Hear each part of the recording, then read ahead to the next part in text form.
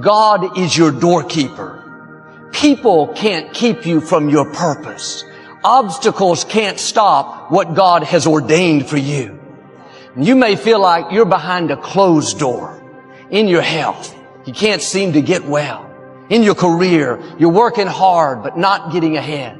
In a relationship, things keep falling through. Stay encouraged. Those closed doors are not permanent. The enemy doesn't control your doors. People don't control your doors.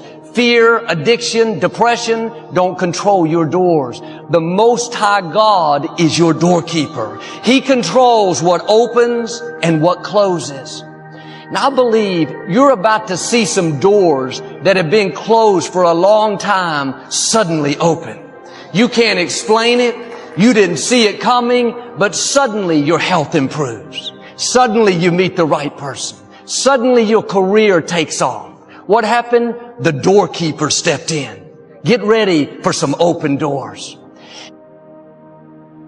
Let me give you just a few tips on time management essentials.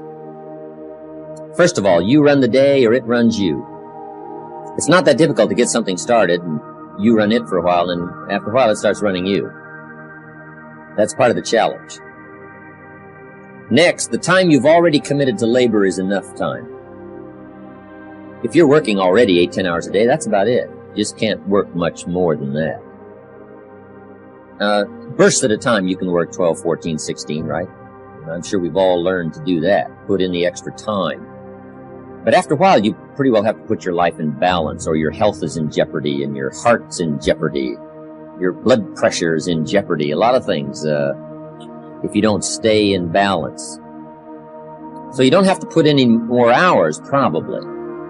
All you have to do is just make better use of the hours. A cliche we've all heard. It's not the hours you put in, it's what you put in the hours that counts. Now also you need a written set of goals, time management essential. Priorities.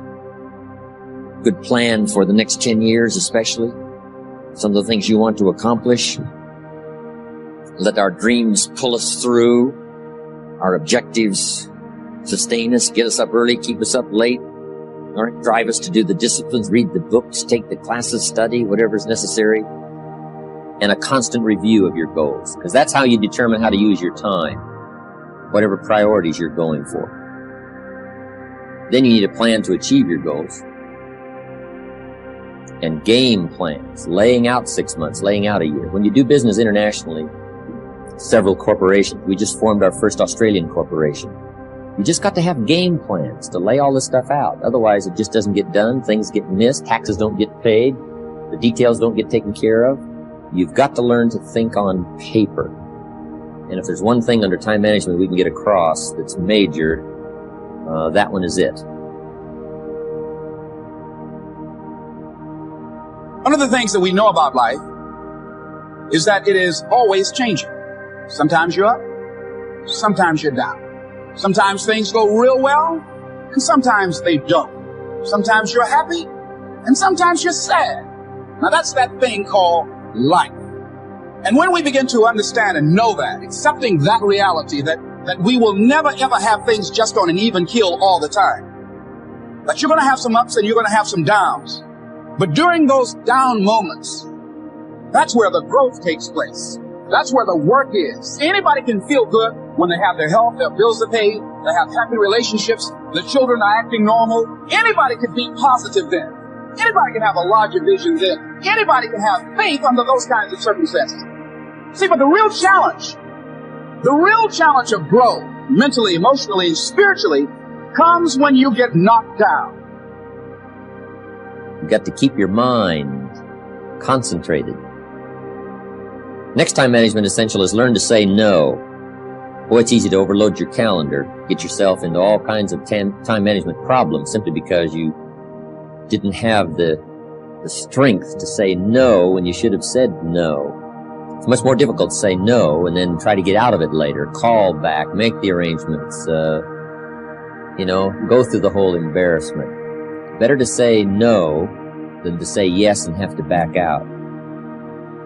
Ron Reynolds has a good phrase. It says, don't let your mouth overload your back. Life is hard. See, for every time you have a plan, a dream, an aspiration, or a goal, do you know what happens every time you have one of those? This thing comes along called life. It happens to everybody. Life has disappointment. It's got peaks and valleys. You're going to lose somebody you care about one day. That's a valley. Somebody going to close the plant you thought was going to stay open so you can retire. That's a valley. Somebody going to fire you for an unjust cause. That's a valley. The people who got your credit card going to sell their company, going to sell their business to another credit card company. Your 18% go up to 26%. You don't even know why now. Your minimum didn't change because it's life. You can stop thinking that life finna be easy, because I got news for you, it ain't. I suggest to you, if you want to become diamond, write down 5 reasons of why it is worth it for you to become a diamond, to experience that level of achievement. What is it that will give you the drive? What is it that will ignite the courage in you to get up and come back again and again and again? How is it that you would be able, what reasons that can tap into that deep down feeling that goes to your gut, that no matter how many times you'll get knocked down, that you're coming back? And during those moments when it's hard, not only must you have patience and engage in consistent action, but you must turn to a power greater than yourself and just say, Lord, whatever I face today together, you and I can handle it. And I know some way and somehow you'll make a way for me. But here's what the great law says. It does not say if you need, you will reap. That's not what it says. Someone says, well, I really need to reap. Then you must learn the basic law. And without education, see, you'll be left behind. Here's what it says. In order to reap, you must plant. Guess who deserves to reap? Those who plant. So, could I deserve something unique and valuable? Yes, if you understand the law, if you understand how it works in your own self-interest. We must plant. We must give to the soil. We must turn it loose. We must let it do its work. We must have patience, take care of it. Now we deserve to reap. If you need, you must plant. Next, if you need to find, in your own self-interest, if you need to find, here's what it says. You must search to find. Finding is reserved for those that search. They're the ones that deserve it. Somebody who says, well, this person really needs to find a good idea, then they must go searching. Good ideas are like mining for gold. You've got to develop the mental machinery to go look, go sifting, go searching, go looking. And if you search, what? You will find the promise is there for everyone in their own self-interest. You'll find all you need to find. If you search for it, you'll find everything you need for your health, everything you need for a flourishing lifestyle, everything you need for a good marriage, everything you need to strengthen your friendship, everything you need for economics. You will find if you'll do like you did today. Spend a couple of days searching, taking a look, seeing if someone has some good ideas to share. All things are conditional. God says, I'm an amateur on God. God says, if you'll move toward me, I will move toward you. It's always conditional. Which could also be translated, God says, you don't move, I don't move. You say, well, that's arbitrary. Well, when you're God, you can set it up. Remember, your planet, you can rearrange all this. Change it all. But on this one, here's what's interesting. What you move toward tends to move toward you. If you move toward education, education starts to seek you out. This is one of the unique positive uses. Whatever you move toward, moves toward you. If you move toward progress, progress seems to want to now embrace you, move towards you. All life seems to wish to reward its benefactor. If you become the benefactor, you'll receive these incredible rewards. If you're the benefactor to the garden, flowers seem to bloom and say, look at me, look how bright and beautiful I am because you took care of me. I wish to reward you by being beautiful, lovely, spectacular. Your own children, you become their benefactor. They want to reward you with their progress. I taught my daughters how to swim. My daughters would say, and to dive.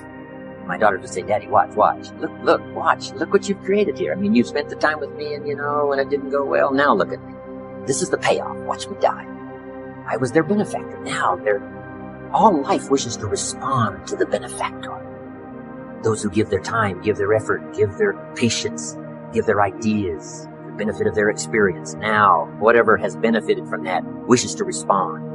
The crop wishes to grow. The child wishes to show you how much progress they've made. That is so exciting. Otherwise, the wisdom is wasted. Otherwise, the emotion soon passes. Unless you put it into a disciplined activity. Capture it. Discipline is called how to capture the emotion and how to capture the wisdom and translate it into equity. Disciplines. See, if you're going to put in a day, just put in the whole day. And if you're going to take some time off, take it all off. Or take the whole day off. If you're going to work a day, work a good, long, hard day. If you're going to play all day. Either work all day or play all day. Because guess what? If you're gonna knock off at 3 and go play, guess what you're thinking about all morning?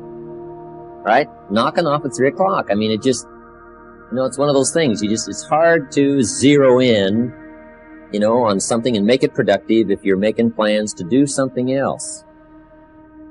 Now, part of this depends on what you do and depends on your work schedule and the job you have and the business you have, right? I understand that. Everything we're talking about these 2 days needs to be altered and monitored and worked around to fit your particular situation. I understand that. I have a builder friend of mine up in San Jose. His name is Peter Paulson. Peter's got it down pat. Peter works a week and takes off a week. That's the way he's got it arranged. He's a builder. Now, it's kind of clever, though. See, he works 5 days, takes off 9. That's a little... He says work a week, take off a week, yeah, but it's really 5 and 9.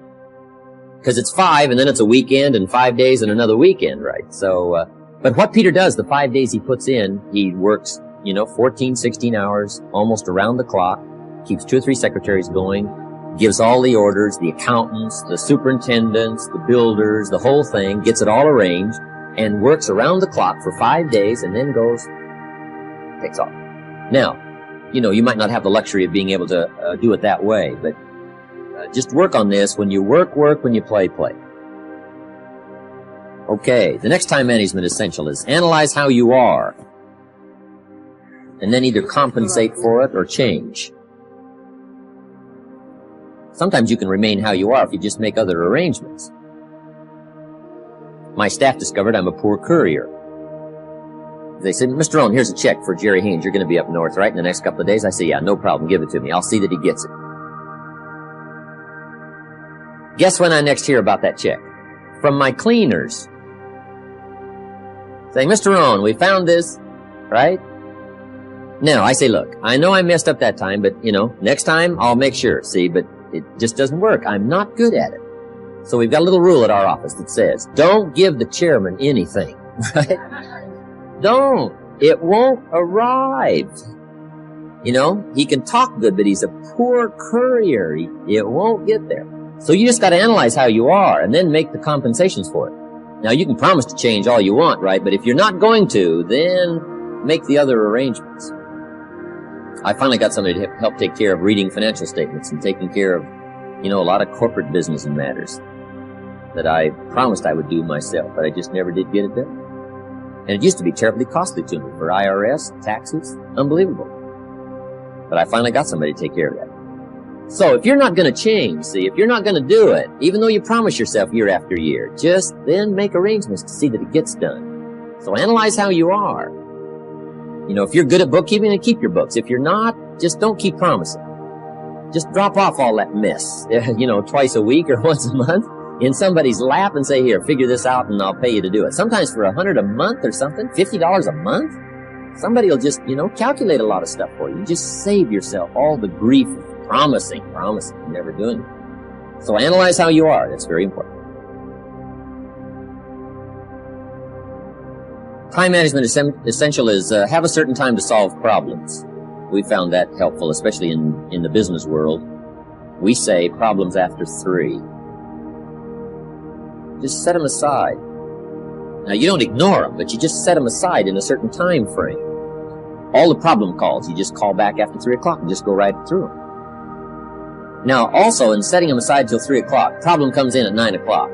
And you say, hey, 3 o'clock, Mr. Rohn's going to get on the phone and make all these problem calls, right? Call back all these answers. Guess what usually happens between 9 and 3? Somebody calls back and says, hey, tell him not to call. We've already got it worked out. But see, if you take that call when it comes, sure enough, now you got to spend time. We learn in sales training.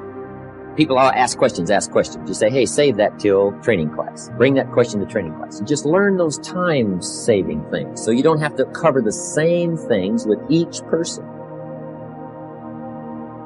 Next time management essential is be more alert. Part of the alertness is not only what's going on, but also be alert to looking at all your present procedures. You may have some old outdated procedures, stuff you've been doing for 5 years, and it's taken 10 hours instead of 1. Right? You could put it on a computer or something. You could just, go through, because it's easy to just accumulate a lot of wasted time, wasted motion by not, updating all of your stuff. You don't have to use the old,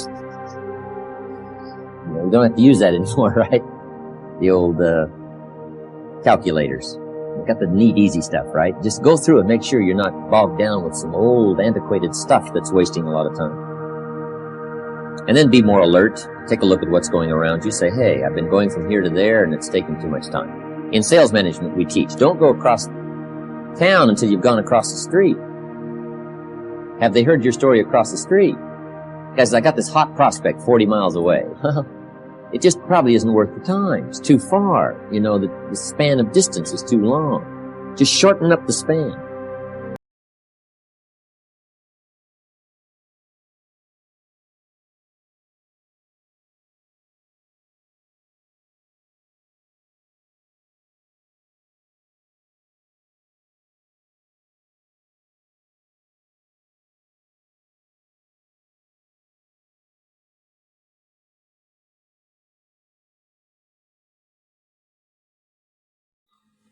Get ready for the open door. Our script, our topic, whatever you call. Okay, you can do this. Just breathe. Time to shine. Open the door in your chest. Back to reality. Lisa takes a deep breath, trying to claim her neighbors. You have prepared for this. Focus on what you have practiced. Inside the mind, the conscious codes being on to the organized positive effortness and memories of preparations start to take shape. Lisa strengthens her outfit, a determined look on her face. Visualize success. You have got this. Inside this mind, the closeness of doubt, desperate confidence built as a mentality researches her response. Lisa hears a knock on the door. She takes one last deep breath and opens the wall with a warm smile. Show them your best self. You are ready. Inside the mind, a spotlight shines on the confident version of Lisa, ready to injury. Gets the interviewer shaking hand too confidently. This is your moment. Own it. Obstacles and chairs fills the shape as Lisa navigates through the interview question with pace. The interview programs smoothly. Gratitude and responsibility respect her preparedness and